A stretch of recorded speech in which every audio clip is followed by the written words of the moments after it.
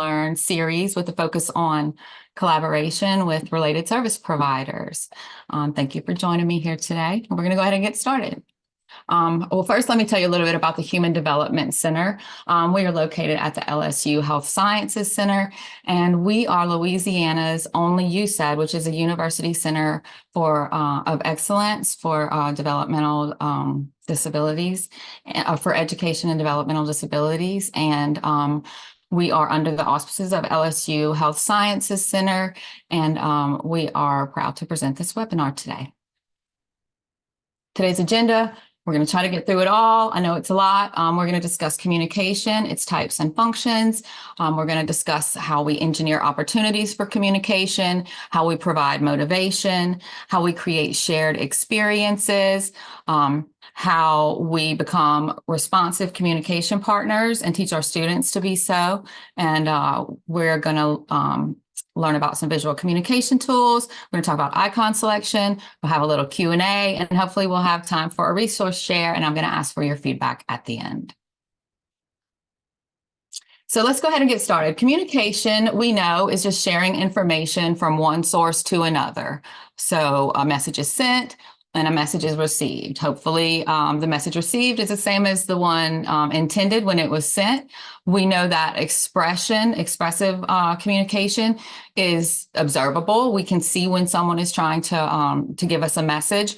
Receptive communication, that's how we comprehend or receive the information, and that occurs behind the scenes. We only know that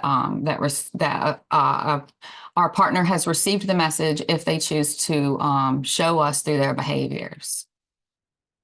So we can divide communication into verbal and nonverbal communication, and we need to really separate speech from language at this time, because a lot of people, when they say nonverbal communication, what they're really meaning is that a person is not an oral communicator, but really verbal and nonverbal just have to do with the use of words as symbols. So you can be a sign language communicator, and you are still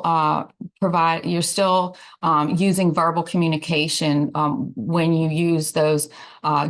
They are gestures, but each gesture is a symbol for a word. So we're separating speech and language for the purposes, well, they are completely separate anyway, but we definitely want to discriminate between the two for the purposes of this Lunch and Learn.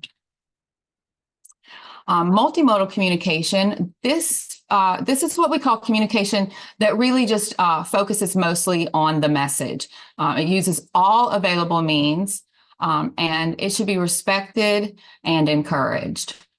This involves verbal and nonverbal means of communication, and multimodal communication supports reception as well as expression, and it increases the comprehensibility of your message. So especially people who are complex communicators and don't use traditional communication need to really be allowed to use whatever resources are available to them to communicate their message.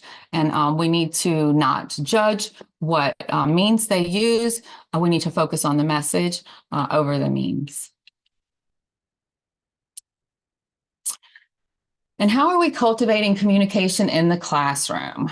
We are valuing that creativity.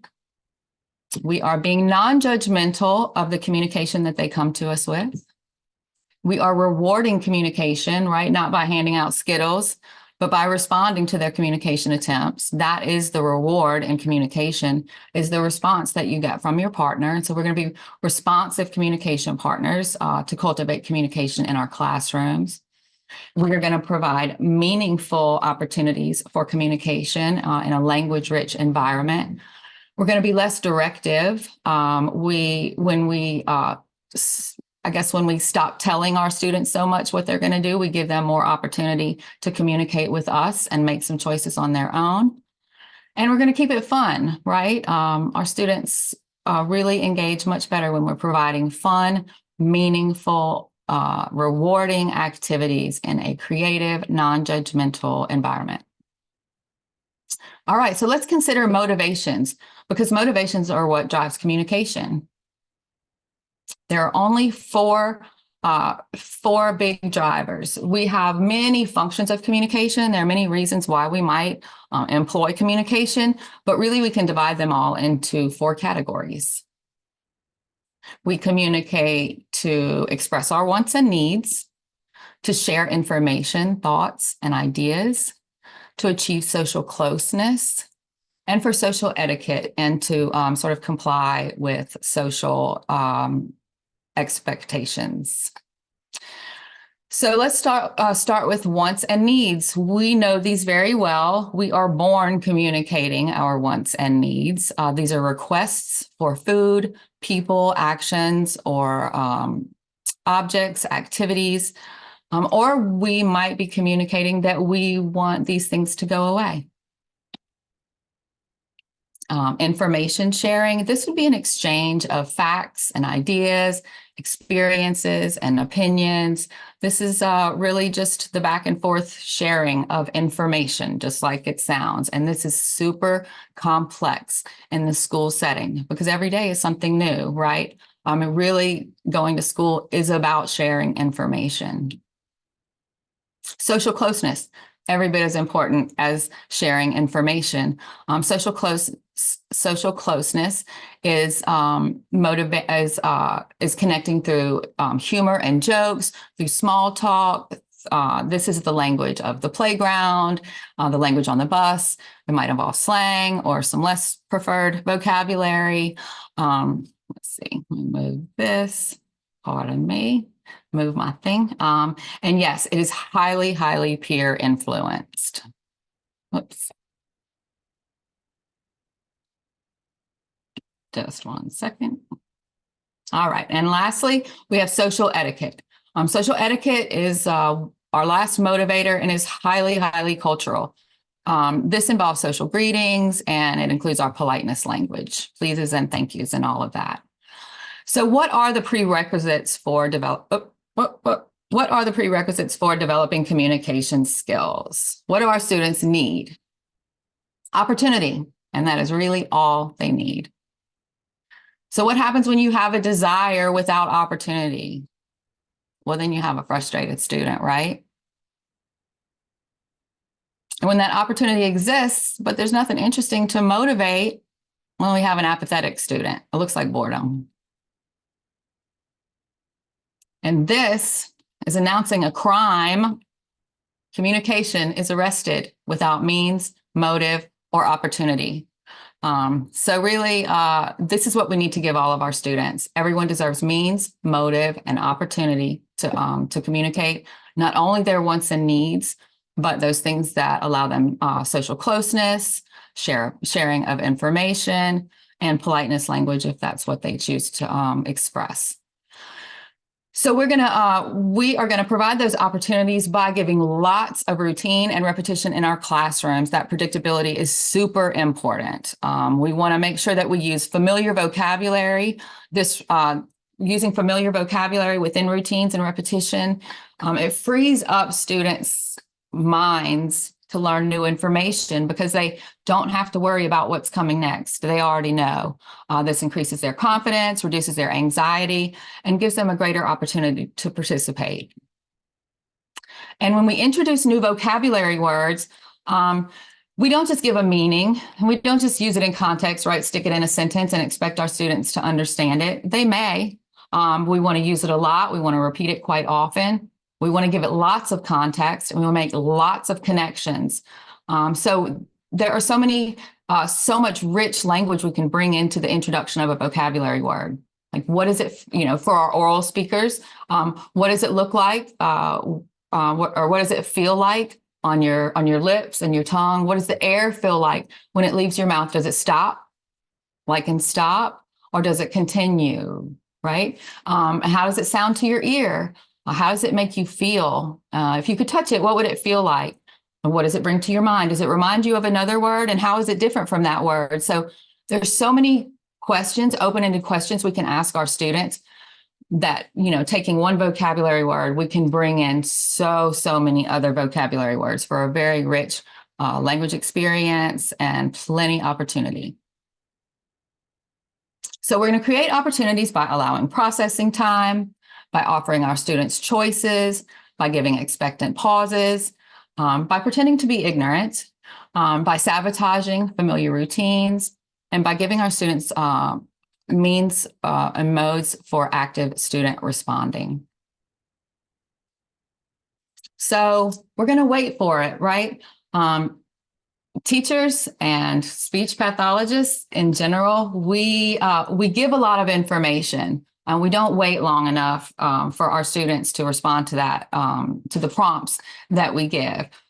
We might, it feels a lot longer to us when we wait, right? It feels like a very, very awkward, an awkward silent period to us. But we don't know what's going on in that void, right? In that space. To us, we are just waiting. To our student, they may be very, very busy and occupied processing what they just heard, what they're about to say, thinking about how they want to say it. And so when we immediately come in with a prompt or talk over their processing, we have taken that opportunity away. And you don't know when our students just decide they're going to stop trying. So give them time. And so some other strategies, we want to, every once in a while, pretend like you're ignorant, right? Act like you don't know something that they know, or pretend you forgot something that they remember. Do something strange and just sit back and act like you don't know what you're doing. So I threw this picture in here. I thought it was really funny because this dog, if he was using this strategy, would say, what are you talking about? What do you mean something's on my head? And students love to know more than their teacher. So give them an opportunity to know more than you and see what happens. We can sabotage familiar routines. So lose something and just wait and see what happens, or put it out of reach, wait and see what happens. Turn the books upside down before you read it, and read it upside down and see what your students say. And telling secrets. This is a very underrated strategy. When you tell a secret, you give it a lot of importance, right? When you lean in and you tell a secret in someone's ear, you're giving that message a lot of importance. And when you then lean your ear in and wait, you might be surprised what you get back. Shared experiences. Shared experiences are engineered to provide student-to-peer communication opportunities through engaging activities. So we create shared experience to give our students more opportunity to communicate. We create thoughtful groups and intentional partner pairings, right? We don't want to just in our shared experiences just stick whichever student with whichever student. We're going to be intentional and thoughtful in our groupings. We want to make sure that our complex communicators are paired with students who are very successful communicators, and that both partners in this intentional pairing are given the tools and strategies for successful communication within that experience. We may need to teach conversational skills, right? We might assume that our students, even our typical communicators, know what skills are involved in having meaningful conversation. But this is something that we might very likely need to teach all of our students. How close do we stand? If we have someone in a wheelchair, do we stand over them, or do we get on their level? Closeness, boundaries are important, and you can inadvertently send a lot of messaging just in how closely you stand to someone. It can be threatening or show disinterest. So proximity and positioning, how to start a conversation, how to end a conversation. What is that back and forth like? How do we avoid talking over someone? What are the cues we look for? What does an active listener look like? How do we pose questions and respond to questions as an engaging partner? And how do we maintain that topic? I mean, are we talking about the same thing even? Responsive communication partners, what they look like, they get close and they're on level. They're patient and respectful. They encourage engagement and participation. So we want to look at we want to examine whether or not we are successful, responsive communication partners. What are we doing to model those behaviors? And a lot of us as teachers are not necessarily responsive communication partners. We might think we are, but we maybe need to look at that a little bit closer. We need to look at our students, and when we are planning our partner pairing, we want to make sure that we place very, very responsive communication partners with our complex communicators so that they can learn through peer-to-peer interaction. All right, so we have set up our group. We have very intentionally paired our partners, and we have taught conversation skills, right? What does it look like? We've shown that explicitly. And now we are going to create a fun shared experience, right? We didn't do all that work to introduce something that is boring. So now we have our groups, our partner pairings, and we're going to introduce a really, really exciting activity. Now we're going to make a volcano, or now we're going to compare snakes and crocodiles, and here's a snake skin on your table for everyone to talk about. We want to create really meaningful, engaging, and fun activities for our students to use during shared experiences. We want it to be conversation worthy. We want to support those shared experiences through visual communication tools. We're going to provide visual task lists, and instructions, visual schedules, communication boards and icons, choice boards, active student responding tools. We're going to make sure we display our visual expectations. We're going to use timers, word banks, really anything that will support our partner pairings and our groups during our shared activity so that our students can be as independent as possible. The goal is for peer-to-peer interaction. And when we step in as teachers to provide prompts or assistance, we interrupt that process. So we want to provide as many supports in the environment as we possibly can. And so right now, we're just going to focus on communication boards and those icons. So communication boards are low-tech assistive communication tools. They're student-centered, they enhance expression, and they facilitate partner understanding. They use very carefully selected visual symbols. Communication boards provide a variety of communication supports, right? We can use them to express our basic wants, just general expression, right? To say what's on our mind, for shared information or social closeness or emotional regulation, to meet our physical needs. And especially relevant in schools is this academic language, which we already talked about as being very, very complex. So icon selection is super important, right? Limited space makes for valuable real estate, but where do we begin? So those of us who are typical communicators and have no language deficits, we have unlimited space to store the words that we may or may not want to use at some point throughout our day. But people who are not typical communicators may not have that benefit.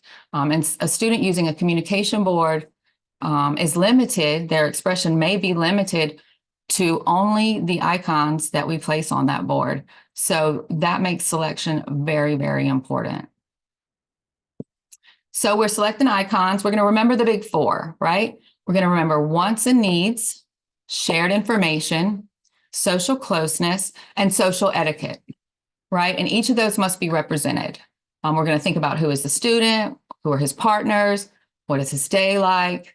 Unfortunately, a lot of the time we stop at wants and needs. If we have a communication board with wants and needs on there, we feel like we're doing something great and we've given that student all the communication they need. However, social closeness, shared information, I would argue are equally as important. I might say that social etiquette is the bottom of my list. However, if you have a student who expresses to you that their priority is to be able to use words of social etiquette, then we defer to our students and what they want to express. So when selecting our icons, we're gonna look at frequency, right? How often do they need these words? The words that they need the most, we're gonna put on their communication boards. Their educational participation, what words, what icons, I should say, will allow them to participate for instruction that day. Peer interactions, what words do they need to be able to establish and maintain social relationships with their peers? Where are they going to be throughout their day? Because what icons are on their board will depend on the context, right? The setting, where are they going to be? And what are their interests? We want to make sure that students are able to express what they're passionate about. And lastly, relevance. We don't want to waste, we don't want to waste space with icons that are not important to the student or relevant to the student. Let's see.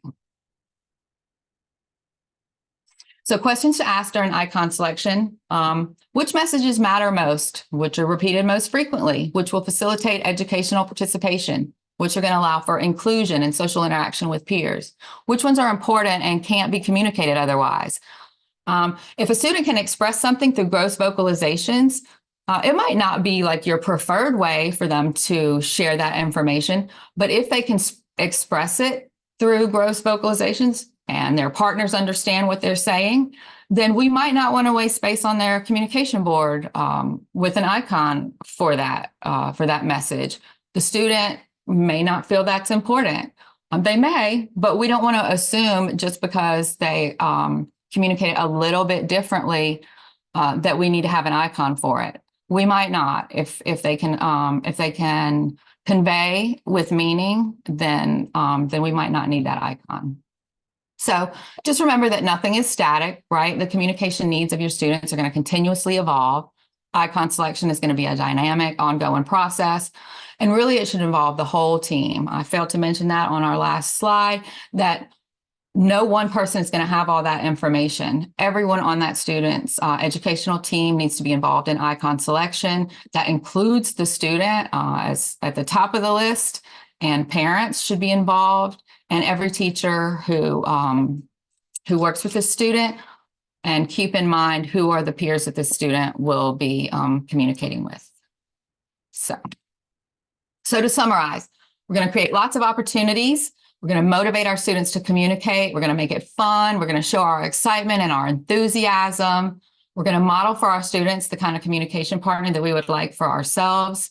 And we're going to respect all communication attempts, right? And that includes behaviors, because behaviors are communication. And do we have any questions?